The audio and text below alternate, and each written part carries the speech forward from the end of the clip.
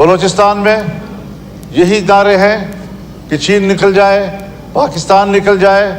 حالات یہاں تک چلے گئے ہیں، سنگینی کی صورتحال کا اندازہ آپ اس سے لگائیں کہ کچھ ایریاز میں آج اسکولوں کے اندر، کالجوں کے اندر پاکستان کا ترانہ نہیں پڑھا جا سکتا، ان کے اندر پاکستان کا جھنڈا نہیں لہرایا جا سکتا، ان کے کلاسوں میں پاکستان کا معاشرتی علوم نہیں پڑھایا جا سکتا۔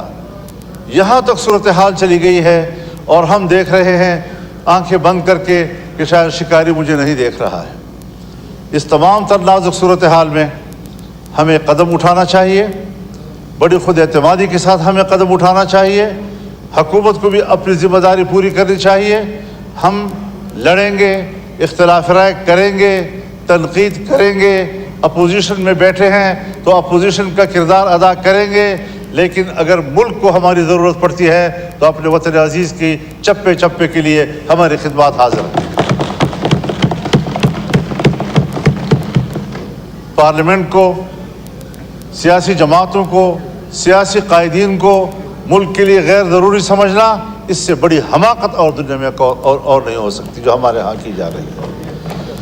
یہ سنجیدہ صورتحال ہے۔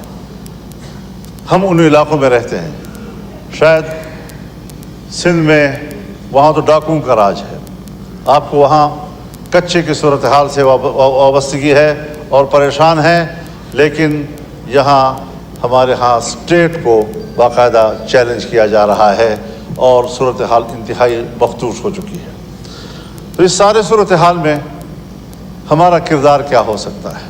میں اب بھی یقین رکھتا ہوں کہ اگر پارلیمنٹ سے درخواست کی جائے کہ وہ آگے بڑھے، بلوچستان میں جا کر بات کریں، لوگوں کے ساتھ گفتگو کریں، کے پی میں آئیں، وہاں کے لوگوں سے بات چیت کریں، گفتگو کریں، تو صورتحال کو دوبارہ واپس اپنے حالت پہ لایا جا سکتا ہے۔ لیکن اس انداز سے صورتحال مزید خراب ہوتی چلی جا رہی ہے، اور میں چونکہ تجربہ رکھتا ہوں، حضرت 2006 سے اس ساری صورتحال میں جب ریاست ناکام ہو جاتی ہے تو وہاں ہم جاتے ہیں اور صورتحال کو کنٹرول کرتے ہیں۔ میں ابھی الیکشن سے پہلے افغانستان گیا، ایک ہفتہ میں نے گزارا، پاکستان افغانستان کے تمام شعبوں میں باہمی تعاون، سرحدات کا معاملہ، مسلح گروہوں کا معاملہ، مہاجرین کا معاملہ، باہمی تجارت کا معاملہ، ان سب پر تفصیلی گفتگو کے بعد میں مکمل کامیاب واپس آیا، اور میں نے وزارت خارجہ اور پاکستان کے ذمہ داروں کو آگاہ کیا اس سے، اور وہ مطمئن ہوئے، اپریشیٹ کیا، کہا میکینزم کیا ہوگا؟ میں نے کہا وہ ریاست کا معاملہ ہے، میرا ذاتی معاملہ نہیں ہے، میں تو اپنی کیپیسٹی میں کیا تھا، ان کی دعوت پہ کیا تھا۔ تو یہ کوئی مشکل چیزیں نہیں ہیں، لیکن اگر ہم سنجیدگی کے ساتھ بیٹھ کر تسلی سے بات چیت کر سکیں۔ یہاں پر سوال اٹھائے جاتے ہیں، صاحب حملہ ہو گیا، بشام میں حملہ ہوا، یقیناً بری بات ہے، ہمیں اقدام کرنا چاہیے ان کے خلاف۔ سیدھا الزام آ جاتا ہے کہ یہ تو افغانستان کے لوگ ہیں، افغانستان کے لوگ ہیں تو افغانستان کے لوگ مجرم ہیں، لیکن وہ ایک یا دو چوکیوں کو عبور کر کے کوئٹہ پہنچتے ہیں، اور کوئٹہ سے لے کر بشام اور کوہستان تک 250 چوکیاں ہیں، ان کو عبور کرنا کیا وہ بھی افغانستان کی ذمہ داری ہے؟ ہم کہاں تھے وہاں پر؟ سرحدات پر ہماری فوج ہے، ان کے پاس تو اتنی فوج ہی نہیں ہے کہ وہ سرحدات کنٹرول کر سکے۔ لیکن اس سارے صورتحال میں صرف اس سے کام نہیں بنے گا کہ ہم ذمہ داریاں کسی اور پہ ڈال دیں، ہمیں خود اپنی ذمہ داریوں کی طرف بھی متوجہ ہونا ہوگا۔ دوسری بات میں یہ عرض کرنا چاہتا ہوں، یہ چیز اس میں ہے کہ پرائرٹیز دیکھنی چاہیے۔ اس وقت یقیناً یہ ایک اہم مسئلہ ہے کہ جو مسنگ پرسنز ہیں، یہ بڑا ایک انتہائی اہم مسئلہ ہے اب لوگوں کا۔ ان کے پیارے جو ہیں وہ 10 سال 20 سال سے غائب ہیں، ان کو نہ یہ بتایا جا رہا ہے کہ وہ مر چکے ہیں، وہ زندہ ہیں، وہ جیل میں ہیں، بھاگ گئے ہیں، جہاں بھی ہو हुकूमत की जिम्मेदारी है कि वो उसके ख़ानदान को बताए कि तुम्हारा बच्चा किधर है। हमने तो वो चीज़ें भी देखी हैं कि अगर आर्मी पब्लिक स्कूल का वाक़या होता है, आर्मी पब्लिक स्कूल के वाक़े से 1 साल पहले एक नौजवान पकड़ा जाता है, 1 साल पहले, और फिर जब फांसियाँ दी जाती हैं तो आर्मी पब्लिक स्कूल पर हमले के पादाश में उस 1 साल पहले वाले कैदी को भी उस फहरिस्त पे डाल दिया जाता है कि ये भी कातिल था और उसको फांसी दे दी जाती है। इस किस्म की चीज़ें लोगों में बदएतमादी पैदा करती है, इस किस्म की चीज़ें लोगों में नफ़रत पैदा करती है। मैं चाहता हूँ कि कौम फ़ौज पर एतमाद करे, लेकिन इन इक़दामात से एतमाद ख़त्म होता जा रहा है, नफ़रतों में इजाफ़ा होता जा रहा है, और मुझे नहीं ख्याल कि ये नफ़रतें हम आइंदा चंद नस्लों में भी ख़त्म कर सकेंगे। लिहाजा इन मसाइल को तरजीह दे देनी चाहिए।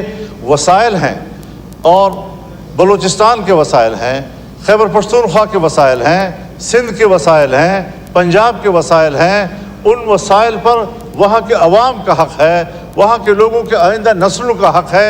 उनको इत्मीनान दिला दिया जाए कि आइन पर अमल होगा और 18वीं तरमीम के तहत ये चीज़ें आपकी मिल्कियत हैं, रियासत का कोई हक़ नहीं है कि वो जाकर वहाँ पर कब्ज़ा करें। यही वजह है कि आम मजालिस में ये सवाल उठाए जाते हैं कि साहब ये जो सारी दहशत गर्दी ये दर हकीकत उन वसाइल पर कब्ज़ा करने की एक वसीला है जो उसके लिए इस्तेमाल हो रहा है, जिसको लोग इदराक रखते हैं और उस पर सवालात उठाए जा रहे हैं। दूसरी बात यह है जी कि बेरोज़गारी का मामला है। हम लोगों को रोज़गार नहीं दे पा रहे हैं, महंगाई बढ़ती जा रही है, गिरती हुई मईशत को हम दोबारा नहीं उठा पा रहे। अभी बड़ी एक तवील जंग हमें लड़नी पड़ेगी और बड़े एहतियात के साथ। लेकिन एक तरफ बेरोज़गारी है, हम लोगों को नौकरियां नहीं दे सकते, लोगों को रोज़गार फराहम नहीं कर सकते। दूसरी तरफ हम महकमों को ख़त्म कर रहे हैं, PWD को हम ख़त्म कर रहे हैं, यूटिलिटी स्टोर को हम ख़त्म कर रहे हैं। 7-7 हज़ार 10-10 हज़ार मुलाजिमीन बैक वक्त फारिग हो जाएंगे। इस किस्म का कोई कानून लाना, कोई बिल लाना, कोई तरमीम लाना, ये पाकिस्तान के इन मुलाजिमीन के साथ, इनके ख़ानदानों के साथ, इनके बच्चों के साथ दुश्मनी होगी और किसी कीमत पर इस किस्म के तरमीम को ऐवान में कबूल नहीं किया जाएगा। यही वजह तो है कि हम मायूस हो चुके हैं। हम किधर जाएं? कोई रोल नहीं रहा है पार्लियामेंट का, मेंबरान का कोई रोल नहीं रहा है। तभी तो अख्तर जान मैंगल ने इस्तीफ़ा दे दिया कि फिर ऐसे ऐवान में मैं कैसे बैठूँगा। और ये उनके जज्बात और एहसासात नहीं हैं। जिस तरह के इलेक्शन हुए, जिस तरह के नताइज सामने आए, जिस तरह का पार्लियामेंट वजूद में आया, ये एहसासात हम सब के हैं। ये और बात है कि पार्टियों का मामला है, किसी पार्टी ने फैसला कर लिया, कोई अभी ऐवान में किरदार अदा करना चाहता है, लेकिन इस तरह चलेगा नहीं जी। मामलात को ख़राब न कीजिए। आप इस वक्त चेयर कर रहे हैं कौमी असम्बली के इजलास को, आपकी तरफ से वाज़ेह हिदायत जानी चाहिए कि ऐवान मुस्तरब है, मुल्क के लिए परेशान है और ऐवान पर एतमाद किया जाए।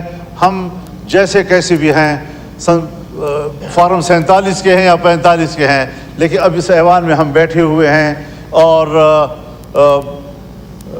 डिजोर न सही, डिफेक्टो सही, लेकिन इन्हीं से आपने काम लेना होगा।